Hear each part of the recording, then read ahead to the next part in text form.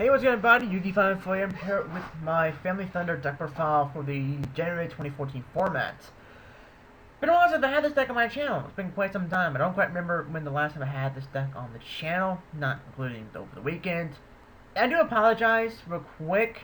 This video was supposed to have been uploaded yesterday. I did say 3 videos over the weekend, but on Sunday I did have upload issues pretty much all day with YouTube. It was stuck in processing, and I just really could not get it up there.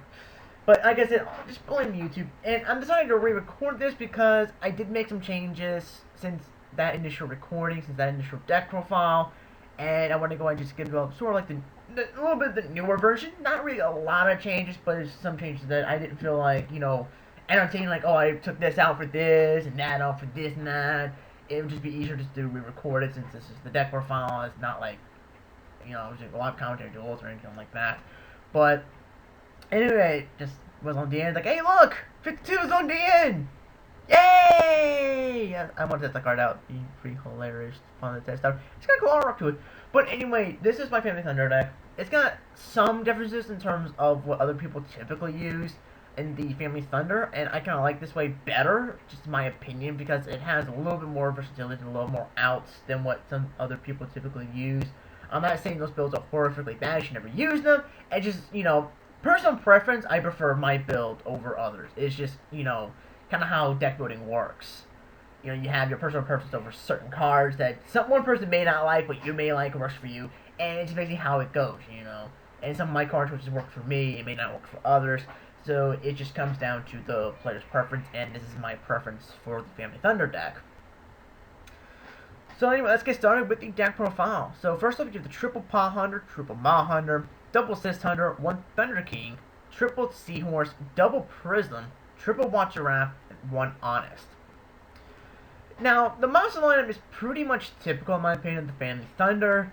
I'm only running 2 Prisms instead of 3, because some people do play the 3 Prism, mainly because of the fact that it's not really synchro-based. It's not synchro-oriented. I mainly go for the Exceeds. But I do like having the Prism to allow me to go for the Synchros if I need to go for a Synchro Summon. And it does allow me to do those nice little shenanigans if need be. Now, I do like the Watcher Giraffe build. I do like this a lot. Watcher Giraffe is a really fun card to have in the Family Thunder. Other people do tend to use Cobras for the deck thinning, but I like the Watcher Giraffe for more of a stun aspect to pretty much kind of force my opponent to use Mirror Force deeper into the Watcher Giraffe. Because I'd rather them use those cards on this thing than say anything else. And if they don't, I get free other attacks in because, hey, you can't activate anything now. The T-King, I feel, is pretty much obvious because it's a Thunder-based deck, and T-King is Thunder, and it's just an overall good stun-based card. Sure, he does hurt your searching, but at the same time, first turn T-King is always fucking good because you're just going to pretty much shit on your opponent, especially if they're playing a deck that they do need searching or to do mass special summonings with. The Hunter aspect is pretty much the same as any others. You do run your three of each, the Paw and Maw, and you only really want 2 Sis because you don't really need 3. 2 is just enough because you just use Sis Hunter to possibly recycle your hand, get back your Maw or Paw Hunter, or possibly your Violent Prism or your Thunder Seahorse for more searching. There's a lot of things you can do, and it allows you to do like crazy things. So Sis Hunter is only really needed 2 in my opinion. And of course the Honest Gus, it's a light-based deck. So onto the spells, we have the triple Rank Up Magic Numeron Force, double Pot of Duality, triple Recycling Batteries, the 1 Dark Hole, double Amnesty, and then double Forbidden Lands. Now, the Numerous Force is something you don't typically see in Hunters because, it's, in my opinion, some people consider it's kind of frowned upon, but I do like the Numerous Force in this deck because it's very effective. Hunters is a Rank Force Exceed deck. So, why not combine this with Numerous Force just to abuse the shit out of this? It's really fucking awesome. Numerous Force is a really good effective card because of the fact that when it's activated, any face-up cards that are on the field other than this card and the monster summoned by it negate the effects of those other cards. So this will negate any effects. So just think of it as sort of like a walking skill drain in a sense, but for everything. It's really, really nice. It would help get you out of a tight situation. It's a good combination with a lot of exceeds that you usually see, such as Utopia, number 101, number 104. Let's see, even number 105. You know, there's a lot of nice exceeds that you can go into and just rank them up, and just pretty much shit on your opponent's life. It's really effective and it's really, really nice. And again, this gets me out of awesome situations that I feel that if I didn't have this, it would be kind of difficult to get out of such a situation.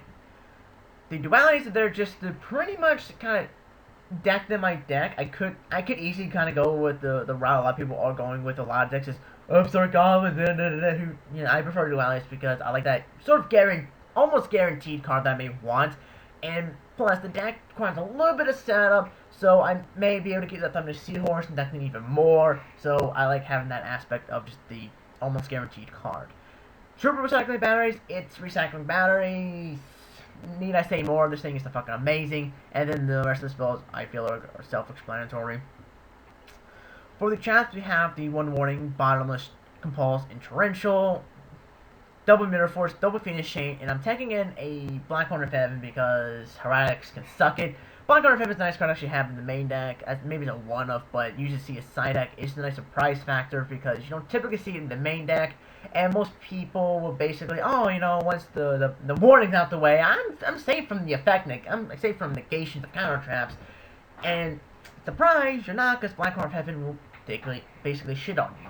So it's a nice card to actually have. But Warning, of course, is better, but still, you want that Black Horn for extra protection. What the hell? Driver, okay, I didn't realize I went to there. So the extra deck is, we have a Stardust Spark Dragon, Scrap Dragon, Crimson Blader, and a Avenging Knight Parshath. Now these three, you can probably understand why I'm running these three monsters, but Parshath, you're probably wondering, why am I running this card? I love this card. This is one of my favorite synchros, just because it might be how underrated it is and how powerful it is. This was a promo that came in Duelist Genesis. This was the promo card, and I love this card ever since then, and I will always love this card. I just never really found a use for it until Family Thunder. So it requires one tuner plus one or more non-tuner light monsters. Once per turn, you can change the battle position of one face-up monster your opponent controls. And he also has piercing damage because the rest of the effect is during the battle between you and the defense position monster. If it has higher attack to defense, inflict damage equals the difference, and it's piercing damage. So, Parshath plus Prism equals some stupid shit. Because now just think of it. Now you have a 3600 attack power monster that pierces through defenses. That is nasty. And the fact that you can switch battle positions. That monster has too much high attack but good low defense, switch him to defense mode. Attack, piercy. Too much high defense but lower attack, switch him to attack mode. Attack, deal some more damage. In my opinion, Parshath is a very underrated card, and it's a really powerful card. And it's definitely a card that I love to use, and would definitely recommend anybody to use in the Family Thunder deck, if you're using Prisms. Next up, we have Double Utopia, number 1101, Maestro, Cowboy, Omega, Black Ship, the Starlight Paladamio, Chaos 101, Chaos 39, Utopia Ray Victory, and then Utopia Ray V. Now, this extra deck right here, I feel is pretty self-explanatory, but let's go into the Chaos Exceeds. Why am I using these things? Because they're fucking amazing! These are so good monsters, they really are. Chaos 101, in my opinion, is freakishly good. It's very rarely that we have a cover card that is actually good. And Ray Victory falls in that same category. It was the cover card for Jolt, and you'll typically see cover cards are good. This card's good. It really is. Very overlooked, very underrated, and it's something that a lot of people really should look into, especially Utopia players, because that's really amazingly good card. So for those of you who may not know what the Chaos 101 does, a lot of you may know, but there may be some people who do not know. Once per turn, you can target one special summoned monster your opponent controls, attaching to this card as a face-up Exceed material. When this card is destroyed while it has Exceed materials, you can special summon this card from your graveyard, then gain life points equal to the original attack of this. Let's see. to the original attack of this card. Number 101 Silent Horror Arc must be in your graveyard to activate and resolve its effect. If this card is special summoned this way, it cannot attack for the rest of this turn. So pretty much, like, you don't have to detach a material to get this effect. No, it is like, I just continuously get your special summon monsters, and it's destroyed. Okay, I get to come back and I gain 2,800 life points. And it does not state that 101 has to be material to activate and resolve this effect. 101 just has to be in the graveyard to activate and resolve this effect. So, this is a really amazingly good card, and it can really, really hurt your opponent. And it's definitely a good step up from 101, when you have to detach 2 materials, and if you get Bailored, you're gonna cry, whereas this one, you don't have to detach anything. You just go, after the effect, if you get Bailored, you're not really going to be sad, because you didn't lose anything. You just like, my opponent just went minus, and it's minus 1 in hand, and I'm sitting here with a 2,800 attack power monster that's going to say, hi, how you doing? Utopia Ray Victory is actually a pretty nice card, and for those who don't know what it does, if this card attacks, your opponent cannot activate any spell and trap card until the end of the damage step. If this card has a Utopia monster as an Exceed material, it gains this effect.